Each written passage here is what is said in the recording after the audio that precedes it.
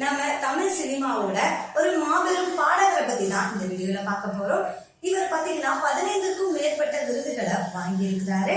கிட்டத்தட்ட 16 மொழிகளுக்கும் மேற்பட்ட மொழிகள்ல 40,000க்கும் மேற்பட்ட பாடல்களை இவர் பாடியிருக்கிறாரு.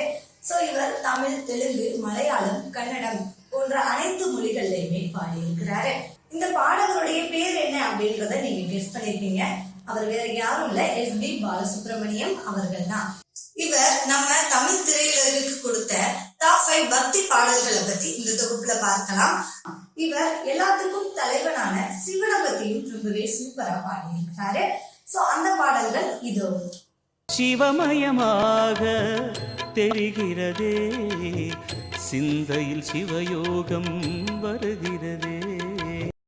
அடுத்ததா இவருடைய பிள்ளைங்களான கணபதி மற்றும் முருகனை பத்தியும் ரொம்பவே சூப்பரா பாடல்களை பாடியிருக்கிறாரு.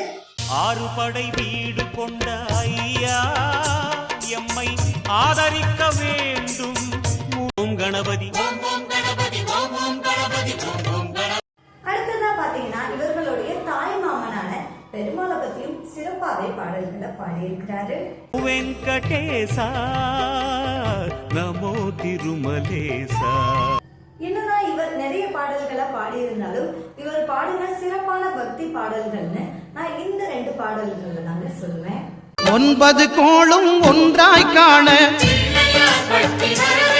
நிம்மதி வாழ்வினில் நித்தமும் தந்திட சந்நிதி கொண்டாய் போற்றி. ஹரவோம் நம சிவாய.